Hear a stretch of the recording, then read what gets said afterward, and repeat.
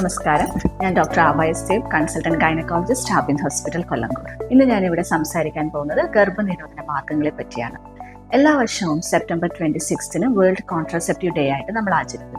ഇന്നത്തെ കാലത്ത് വിദ്യാഭ്യാസമുള്ളവരാവട്ടെ ഇല്ലാത്തവരാവട്ടെ, economy vice നോക്കുമ്പോൾ പൈസ ഉള്ളവരാവട്ടെ ഇല്ലാത്തവരാവട്ടെ, ആരും തന്നെ ഒരു ഡോക്ടറിനെ കൺസൾട്ട് ചെയ്യുകയോ അല്ലെങ്കിൽ ഒരു കൗൺസിലിംഗ് സെന്ററിൽ പോവുകയോ ചെയ്യുന്നില്ല ഗർഭനിരോധന മാർഗങ്ങളെ പറ്റി അറിയാൻ വേണ്ടിയിട്ട്.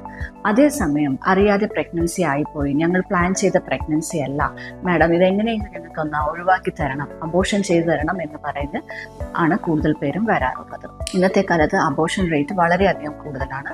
സോ അബോർഷൻസിനെ പ്രിവെന്റ് ചെയ്യാനും ഗർഭനിരോധന മാർഗങ്ങളെ പറ്റി ആളുകളിൽ കൂടുതൽ ഒരു അവയർനെസ് ക്രിയേറ്റ് ചെയ്യാനും വേണ്ടിയിട്ടാണ് ഈ ഒരു വീക്ക് നമ്മൾ ആചരിക്കുന്നത്. ഡിഫറെൻറ്റ് മെത്തേഡ്സ് ഓഫ് കോൺട്രസെപ്ഷനെ കുറിച്ച് നോക്കാം. നാച്ചുറൽ മെത്തേഡ് ഉണ്ട്, ടെമ്പററി മെത്തേഡ് ഉണ്ട്, പെർമനന്റ് മെത്തേഡ് ഉണ്ട്, ആൻഡ് എമർജൻസി കോൺട്രസെപ്ഷൻ ഉണ്ട്. നാച്ചുറൽ മെത്തേഡ്സ് എന്ന് പറയുമ്പോൾ coitus interruptus or withdrawal method, basal body temperature method, calendar method, lactation amenorrhoea method and cervical mucus method. Coitus interruptus or withdrawal technique എന്ന് പറഞ്ഞാൽ ഇജാക്കുലേഷന് മുമ്പ് penis വജൈനയിൽ നിന്ന് withdraw ചെയ്യുന്ന ടെക്നിക്കാണ്. 100% success ആവണമെന്നില്ല. ചിലപ്പോൾ എങ്ങനെയെങ്കിലും ചെറിയ രീതിയിൽ ഒരു സെമിനൽ ഫ്ലൂയിഡ്സ് എന്തെങ്കിലും വജൈനയുടെ അകത്തോട്ട് പോയി കഴിഞ്ഞാൽ chance of pregnancy. Then calendar method എന്ന് പറയുമ്പോൾ റെഗുലറായിട്ട് പീരീഡ്സ് ആവുന്നവർക്ക്, 28-30 ഡേയ്സ് പീരീഡ്സ് ആവുന്നവർക്ക് എഗ് റിലീസ് ചെയ്യുന്ന സമയം, ഓവുലേഷൻ എന്ന് നടക്കുന്ന സമയം എന്ന് പറഞ്ഞു കഴിഞ്ഞാൽ പീരീഡ്സിൻ്റെ 10th ഡേ തൊട്ടിട്ട് ഒരു 18th ഡേ വരെയാണ്. ആ സമയത്താണ് ഓവം റിലീസ് ചെയ്യുന്ന സമയം.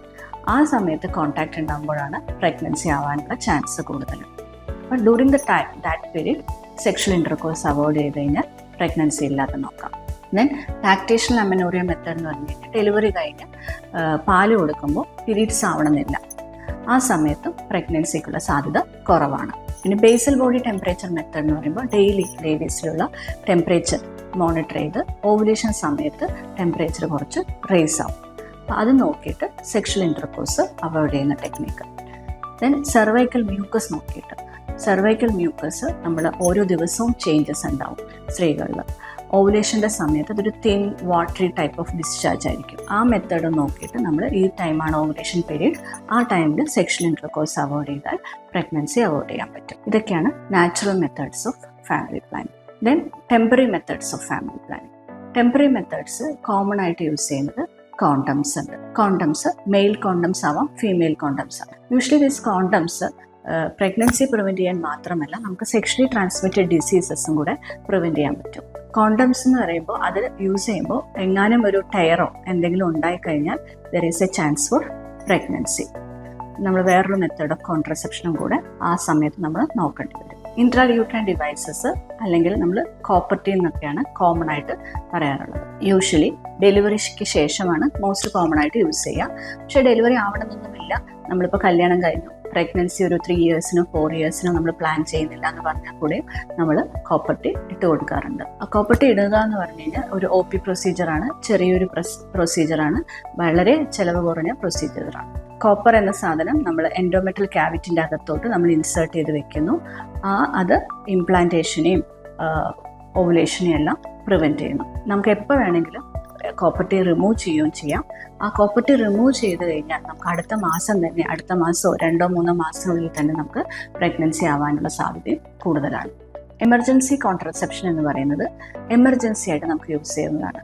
അതായത് അൺപ്രൊട്ടക്റ്റഡ് സെക്ഷൽ ഇൻ്റർകോഴ്സ് കഴിഞ്ഞിട്ട് വിത്തിൻ 72 hours നമുക്ക് ഒറ്റ ടാബ്ലറ്റ് കഴിച്ചു കഴിഞ്ഞാൽ that will prevent the pregnancy. ഇപ്പോൾ മോസ്റ്റ് കോമൺ ആയിട്ട് നമുക്ക് അവൈലബിൾ ആണ്, മെഡിക്കൽ ഷോപ്സിലൊക്കെ കിട്ടുന്നതാണ്. ഒരു പ്രിസ്ക്രിപ്ഷൻസോ കാര്യങ്ങളോ ഒന്നും വേണ്ട. IPIL എന്നൊക്കെയാണ് അതിൻ്റെ പേര്. അതിൽ ലീവോനോർജസ്ട്രോൾ എന്ന പ്രൊജസ്ട്രോൺ ടാബ്ലറ്റ്, ഹൈ ഡോസിലുള്ള പ്രൊജസ്ട്രോൺ ഒറ്റ ടാബ്ലറ്റായിട്ട് നമ്മൾ കഴിക്കുക എന്നുള്ളതാണ്. പക്ഷേ അത് എമർജൻസി ആയിട്ട് മാത്രം ഒറ്റ പ്രാവശ്യം മാത്രം നമ്മൾ യൂസ് ചെയ്യണം. വെറുതെ ഇടയ്ക്കിടയ്ക്ക് നമുക്കത് യൂസ് ചെയ്യാൻ പാടുന്നതല്ല. പെർമനൻറ്റ് മെത്തേഡ് ഓഫ് സ്റ്റെറിലൈസേഷൻ, പ്രസവം നിർത്തുക. അതായത് ഞങ്ങൾക്ക് 2 കുട്ടികളുണ്ട്, 3 കുട്ടികളുണ്ട്, ഞങ്ങൾക്കിനി പ്രഗ്നൻസി പ്ലാൻ ഇല്ല, അപ്പോൾ ഞങ്ങൾക്ക് പ്രസവം നിർത്തണം എന്ന് പറയുന്നവർക്ക് ചെയ്യാറുള്ളതാണ്. മെയിൽ സ്റ്റെറിലൈസേഷൻ ആവാം, ഫീമെയിൽ സ്റ്റെറിലൈസേഷൻ ആവാം.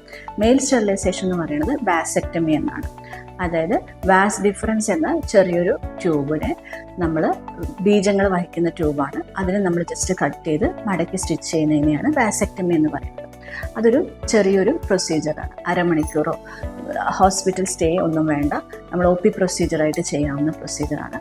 ചിലവ് കുറഞ്ഞ പ്രൊസീജിയറാണ് വാസെക്ടമി. ഫീമെയിൽ സ്റ്റെറിലൈസേഷൻ എന്ന് പറയുമ്പോൾ വിവിധ സമയങ്ങളിൽ നമുക്ക് ചെയ്യാം. ഒന്നാമത് സിസേറിയൻ്റെ കൂടെ ചെയ്യാം. ഇപ്പോൾ രണ്ടാമത്തെ ഓപ്പറേഷൻ അല്ലെങ്കിൽ മൂന്നാമത്തെ സിസേറിയനാണ്, അതിൻ്റെ കൂടെ പ്രസവം നിർത്തുക എന്ന് പറയുമ്പോൾ നമ്മൾ ആ സിസേറിയനോടൊപ്പം തന്നെ പ്രസവം നിർത്തി കൊടുക്കാറുണ്ട്. അല്ലെങ്കിൽ നോർമൽ ഡെലിവറി കഴിഞ്ഞ് 48 മണിക്കൂറിന് ശേഷം നമുക്ക് ചെയ്യാം, ദാറ്റ് ഇസ് പോസ്റ്റ്മോർട്ടം സ്റ്റെറിലൈസേഷൻ. അല്ലെങ്കിൽ 45 ഡേയ്സ് കഴിഞ്ഞിട്ട് നമുക്ക് എപ്പോൾ വേണമെങ്കിലും പ്രസവം നിർത്താവുന്നതാണ്, ഇൻ്റർവെൽ സ്റ്റെറിലൈസേഷൻ.